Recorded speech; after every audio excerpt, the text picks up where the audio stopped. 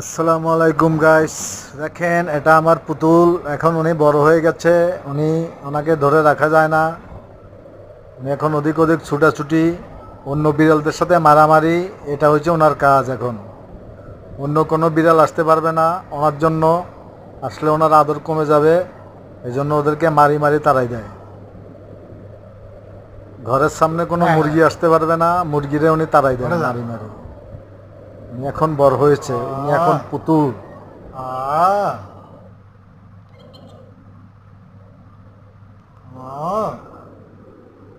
কেডা এটা? পুতুল? পুতুল?